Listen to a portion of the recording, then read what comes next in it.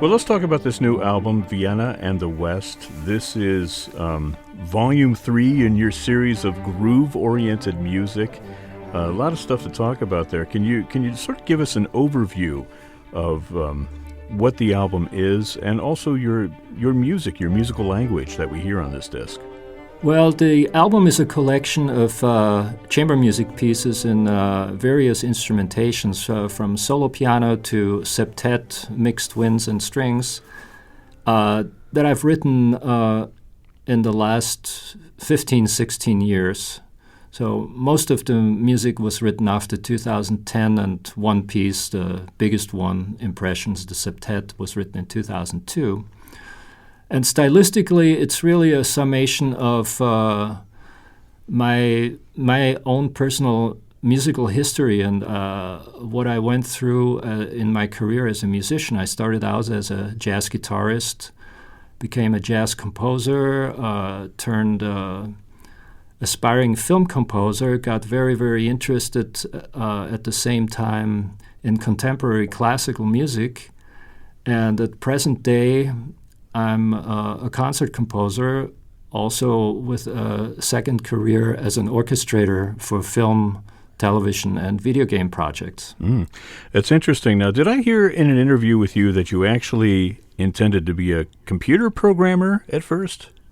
Yes, that was the first thing out of high school. Okay. And it was before laptops and personal computer. It was all with the punch cards and everything, and they didn't even have, at least where I studied it, which was in Innsbruck, Austria, they didn't have a dedicated program. So I studied math for 3 years and took a lot of computer classes. Yeah. Now, listening to the music, the first thing that struck me was the way that you effortlessly mix together sort of these jazz chords and jazz inflections with what we would think of as almost Second Vienna school kind of composers. I hear Schoenberg and Brubeck like in the same phrase, and I assume that's intentional for you. Well, I would say based on my history, it's certainly not consciously intentional, but it's more second nature, because I had a life as a jazz musician for years and years and years, and I've also had a professional life as a concert composer. So both of these styles are internalized at this point, and I can't separate them really. Yeah. They're both in there, and in some pieces, one of them is more dominant than the other, and it is pretty unpredictable, really, how it materializes. Yeah. Well, when you write a piece like this, do you set out with a program in mind? Because each of these little pieces on here have, an inspiration that is set out in the program notes. Do you start with that idea first, or do you come to it later while you're writing it? It's actually both. For instance, the first movement of Impressions, Carnival in Venice, I had the title first, and I just wanted to describe Venice, by the way, Venice, California. And there's a boardwalk there at the ocean that is really very, very vibrant and lively, with lots of interesting characters, and I just wanted to describe that scene. In other cases, like in Route 33, the solo piano piece, I wrote the piece, and I was done, and I had no idea what it was about. So it took me a while to figure out what it really, what it really means, and what it really, what it really represents. And it was always in me, but I wasn't able to verbalize it. It was more in the subconscious mind. And I've had another piece years ago where it took me 3 months to really figure out what I meant when I wrote it. Wow. You mentioned Route 33, which, of course, was written for the great pianist Gloria Cheng, who was on this recording. You've got some remarkable musicians on here, including your wife, bassoonist Judith Farmer, and that first piece, Road Signs, which, when I first listened to it, I hadn't yet read your description of it, and then I read that it was about traffic in Los Angeles, and had to go back and listen to it again. Can you talk a little bit about that bassoon and piano piece? Sure. Yeah, I've been working with my wife constantly. I mean, I'm always writing music for her, and be it for recordings or for live concerts. And she wanted a piece for bassoon and piano. And the concept of traffic pretty much came to me right away in this case. Much of it happens subconsciously. So you think about a concept and then you just start writing, and you don't think so much about the concept anymore. But as it turned out, I wrote about a variety of situations that you can run into while you're sitting in traffic in LA, or while you're actively involved and have to be very, very careful what you do. So it's an interesting process. We could actually probably talk a long time about it. Well, the piece is about 8 minutes long. I guess if you were really going to delve into traffic, you'd make it about 80 minutes long. Yes. To do that sort of thing. It's interesting. You were a composer married to a bassoonist. You've written a lot of music for the bassoon. I used to play the bassoon back in back in my high school days. So I'm interested in this aspect of your art. How has being married to an instrumentalist like that influenced your career and influenced what you write?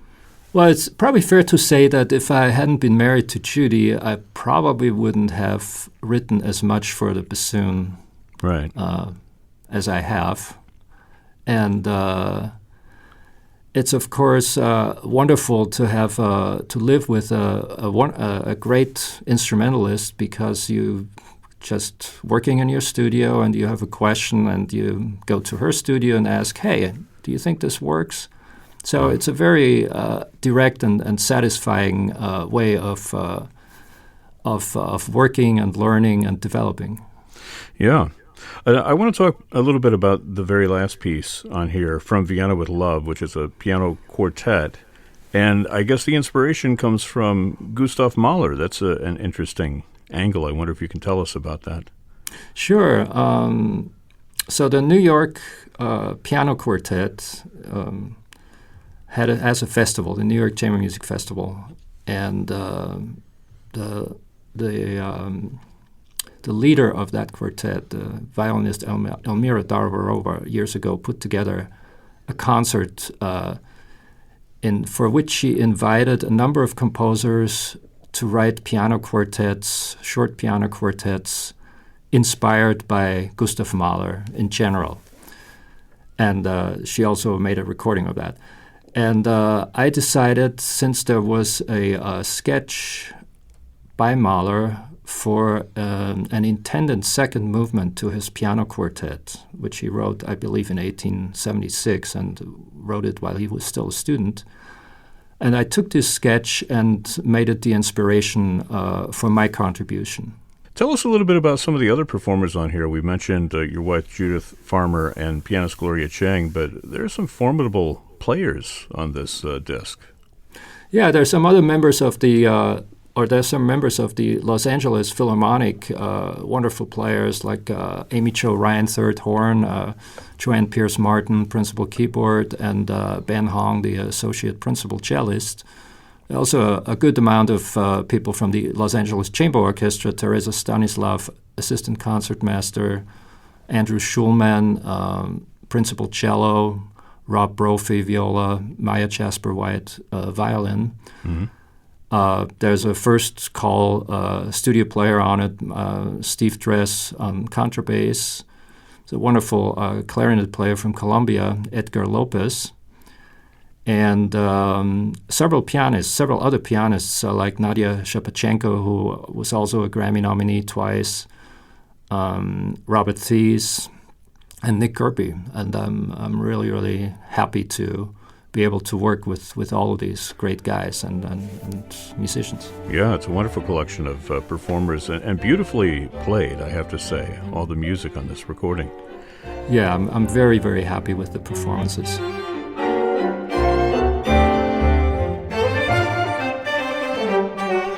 So the album is called Vienna and the West. It's from Albany Records. Composer Gernot Wolfgang, thank you so much for spending some time with us and talking about your new album here on FM 81. Thank you, Brett. Thanks for having me.